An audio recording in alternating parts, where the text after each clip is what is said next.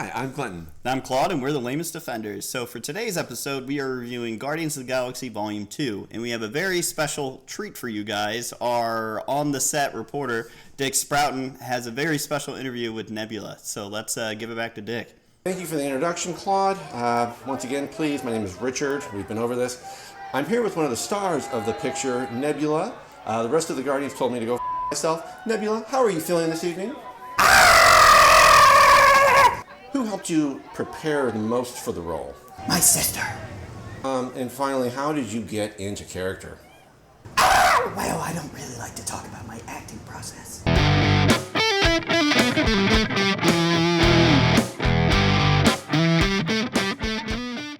Hi, Thanos. We're the lamest offenders. I don't even know who you are. We have a small but dedicated fan base. Be sure to visit our sponsor at BaskervilleProductions.com. Hi, welcome back. Richard, great reporting as always. So Guardians of the Galaxy 2 followed up... Guardians of the Galaxy 1. Direct sequel. Yeah. Just kind of gave more of a backstory to Peter Quill. Mm-hmm.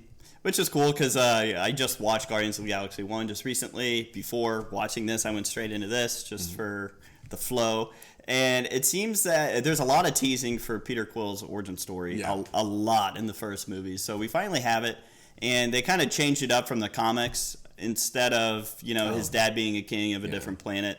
Jocelyn, something like that. Stupidest name. But I don't know when they made that name, but it was just, and now his daddy is Ego. Yeah. The fat-ass planet. Which is cool. I mean, he's...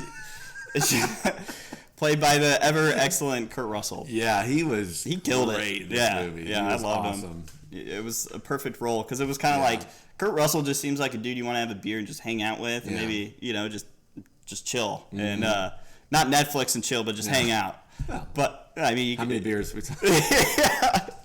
What are we drinking?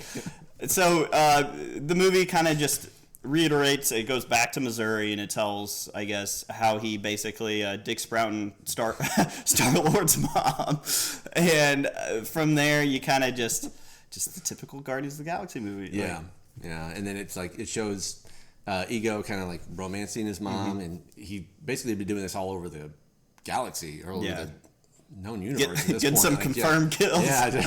Literally, just trying to find that heir that can carry his power and kind of basically destroy or reshape the galaxy in their own way. So, luckily, Peter Quill is the one who got that magic ticket. Right. But it was awful the way, Peter's mom was so intoxicating to Ego, and that he was like, I just kept coming back to her. That's why I had to put that tumor in her head. Yeah. Why don't you just give her a heart attack or something? Just make it much more painless and quick. A brain tumor? He's a planet. He doesn't have emotions. I guess. His core is pure lava. Yeah. And exactly. So then fast forward, you get back to the Guardians. They're fighting some intergalactic beast, this hentai tentacle thing. Oh, in the intro, which is cool. Baby Groot dancing. Yeah, they had this movie focused a lot on Baby Groot.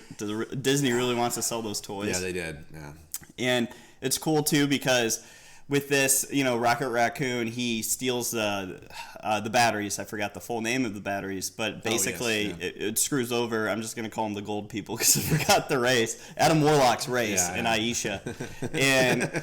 It's really funny because they're so, they're bred to be like perfected and, they're so super serious and everything like that. And it's just funny to see Drax and Rocket, like Rocket calls him a douchebag. Yeah.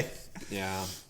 And the Peters and Peter and the Queen just almost cringeworthy dialogue. Yeah.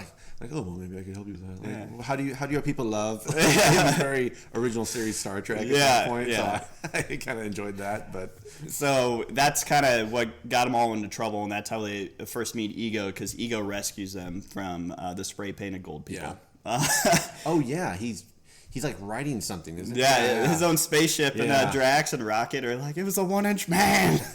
Which is really funny. And again, this is a James Gunn movie. I mean, it's essentially a comedy.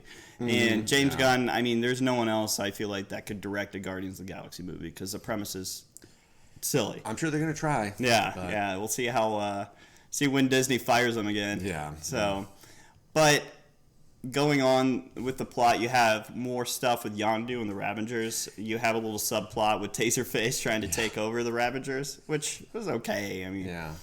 Well, Yondu had the greatest arc in this movie. It was actually like, again, not to reuse a line, it got misty in the theater at the end of it. Like someone had the AC running too much. But it was just like after he did the ultimate sacrifice with the classic line, "I'm Mary Poppins." It was a great turn for him. Like I want to say Rooper is the actor's name. Michael Rooker. Michael Rooker. Sorry, yeah. Apologies to Michael Rooker. Yeah. We know he's watching. But, you did great, buddy. Yeah, no, he's definitely my favorite character in the movie. Yeah. And one thing I really wish that Guardians of the Galaxy 3 will continue is more of a backstory for some of the characters, because we still don't know a whole lot about Drax and his daughter and his wife and how they were killed. Supposedly it was, I guess, Ronan and Thanos. Yeah. And then I guess in the comics, Drax's daughter is Moondragon. So maybe that's a good way to bring her forward in the MCU. Cool. Yeah. As long as there's an actress that's willing to shave their head. And then also with Rocket Raccoon, I really want to see more of him. They have to give him something, like some substance. Yeah, they need to expand on his backstory a little bit, and they actually glimpsed at it in the Guardians 1. Yeah. But I don't want any more forced laughter like this one had. Guardians 2 had, like the forced jokes, and I think even Peter Quill says, like, that was such a forced laugh. He goes, it was real. Yeah. It was just kind of right. Like, ugh, all right. Just go to Half-World and just see his origin story a little bit and just kind of go from there. And I'm sure, I mean, it's James Gunn. He's going to make it funny. So I think it could work. I mean, there's not much to say about this movie other than, you know, I liked it. I just thought the final fight scene when Star-Lord finally discovers that he has, you know, these celestial powers, that him and Ego are just going at it. And it reminded me of the crappy fight scene in Man of Steel with Superman and Zod just flying around like Dragon Ball Z, because that doesn't really translate well into real life action. And also, it reminded me of the crappy Fantastic Four movies back in like the mid 2000s. I think it's Chris Evans, Captain America. Yeah. He gets all the Fantastic Four's abilities, like he has the things, rocks, and you know, and he's fighting Doctor Doom. I think it might have been the first movie. I have no clue. Yeah. I don't remember that at all. I mean, I'll take your word for it. How do you forget such a classic film? Yeah. But that's what this final battle felt like when Ego is fighting Star-Lord and they're just turning into rocks. I mean, there was one funny scene where Ego's coming in, they're flying, and then Star-Lord turns into Pac-Man. Yeah. And then it just explodes. Yeah. So, this movie has moments, and that's what I feel like. It's a series of moments. Yeah. Every character gets like an arc or a mini arc. I really respect the movie for that. Yeah. But on the whole, it just doesn't really. I don't know. It feels kind of out of place. Like, it's a good movie. I enjoyed it. But it just felt just out of something was off. Just enough. I don't know. Maybe it was. Yeah. Yeah, like you said, it was a good movie. I mean, there was some good things about it. I just don't like it as much as the other Guardians of the Galaxy movie. It's way weaker, in my opinion.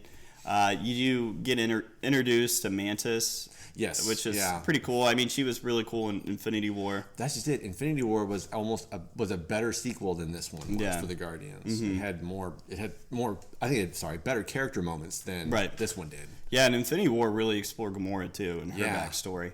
For sure. So, not as much Nebula screaming in this one. Well, you can't get everything. Yeah, no, definitely not. She definitely screams a couple times. So, what are your final thoughts? What would you give this movie out of 10? I mean, it's like a 7.5. Like, it's not bad. Yeah. Like, it's just not that great either. Not that memorable.